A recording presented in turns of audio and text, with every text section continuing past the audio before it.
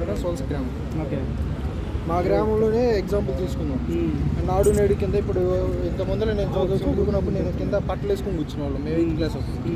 ఈరోజు మేము స్కూల్లోకి వెళ్తే బెంచెస్ కానీ ఫుడ్ కానీ అంతమంది మేము అసలు ఫుడ్డే తినేవాళ్ళం కదా. స్కూల్ లెవెల్ ఆఫ్ డెవలప్మెంటా? డెవలప్మెంట్ ఎందుకు జరగట్లేదు? ప్రతి ఒక్కరు ప్రతిపక్షం డెవలప్మెంట్ జరగట్లేదు అంటాడు.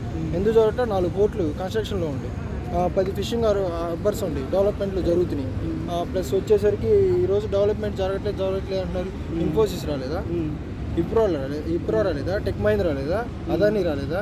చెప్పుకుంటే చాలా ఉంటాయి. కాకుంటే జగన్మోహన్ రెడ్డి గవర్నమెంట్ ఏం చేసిందంటే -1.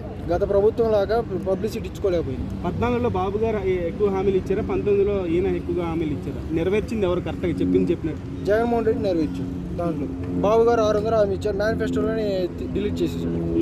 జగన్మోహన్ రెడ్డి మేనిఫెస్టో ఇచ్చాడు. ఆ మేనిఫెస్టోలో ఉన్న 99% అన్నీ అమలు చేశాడు.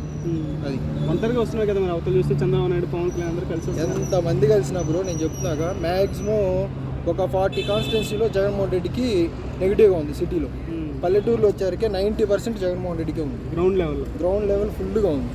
ఎవడు ఎంతమంది వచ్చినా సరే జగన్మోహన్ రెడ్డి. షర్మిల గారు కూడా కూటమి పార్టీకి సపోర్ట్ చేస్తే బలం ఎక్కువ అయిపోతుంది. ఆమె చేసేది ఏం లేదు బ్రో.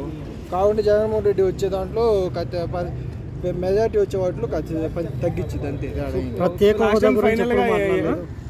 హోదా గురించి మర్చిపోయినట్టుంది. ప్రత్యేక హోదా గురించి ఎందుకు మాట్లాడలేదు? వైజాగ్లో నరేంద్ర మోదీ వచ్చిన రోజే స్టేజ్ మీద అడిగాడు జగన్మోహన్ రెడ్డి. మన ఇద్దరికి కావాల్సింది రాజకీయం కాదు, నాకు ఆంధ్రప్రదేశ్ ముఖ్యం అనేది అడిగి స్టేజ్ మీద అడిగాడు. కానీ పార్లమెంట్లో మాట్లాడకపోవడం, పార్లమెంట్లో ఎందుకు మాట్లాడలేదు? వైసీపీ ఎంపీలు కూడా ఎందుకు మాట్లాడలేదు? ప్రత్యేక హోదా గురించి ఎప్పుడు మాట్లాడినట్టు ఎందుకు మాట్లాడలేదు? నిన్న కూడా విజయసాయి రెడ్డి అడిగాడు కదా ప్రత్యేక హోదా గురించి. విశాఖ స్టీల్ ప్లాంట్ కానీ లేకపోతే విజయవాడ సంబంధించి రైల్వే జోన్ కానీ ఎందుకు అడగలేదు అన్న? ఫైనల్గా ఏ పార్టీ గెలుస్తుంది అనుకుంటున్నావు అన్న? రెండోసారి కూడా జగనేనా? ఎన్ని సీట్లు ఎక్స్పెక్ట్ చేస్తున్నావు? 151 వచ్చింది పోయింది సార్. 110 నుంచి 130 వస్తుంది బ్రో. 110 నుంచి. Thank you.